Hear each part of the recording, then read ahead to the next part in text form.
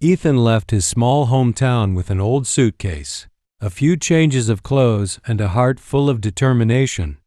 Back home, his mother was elderly and frail, their little house barely standing, and he was the only one who could provide for her.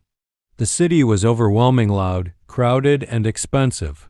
The constant honking, the smell of smoke mixed with coffee, and the rushing faces around him made him feel small and out of place. In his first week, Ethan found a part-time job at a convenience store. The pay was low, but it kept him afloat. His younger coworkers sometimes teased him for his country accent, simple clothes, or lack of city smarts. Still writing every receipt by hand? One sneered. Ethan smiled politely but felt the weight in his chest. A month in, his rent was due in 5 days, and he had barely half the money. Ethan paced the tiny room, asking himself, how can I make sure Mom doesn't go hungry? Calling friends back home didn't help. They were struggling too. The pressure pressed on him, making sleep nearly impossible. One afternoon, wandering the neighborhood to clear his mind, Ethan found himself outside the small, weathered house of Mrs. Grace, a kind elderly woman in the building. She noticed his worried expression and invited him in. "What's on your mind, son?" she asked gently.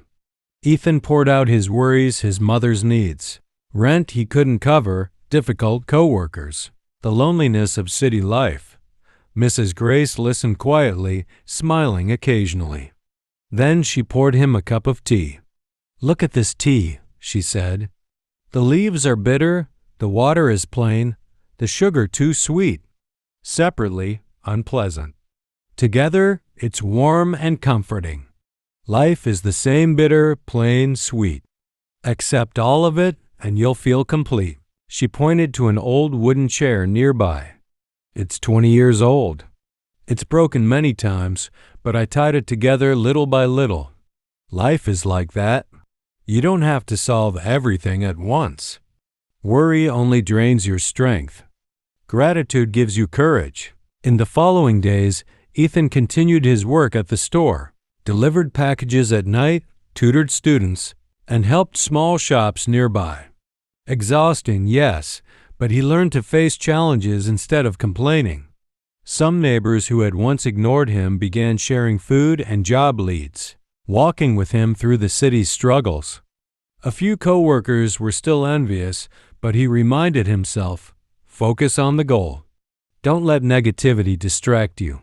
By rent day, Ethan had gathered enough, but more importantly, he felt lighter, stronger, and hopeful. He realized happiness isn't the absence of problems, it's staying calm, grateful, and persistent even when challenges remain. The city that once terrified him had become a place to test his determination, grow, and find joy in small things: a hot meal, a thank you from his mother, a friendly glance from a neighbor.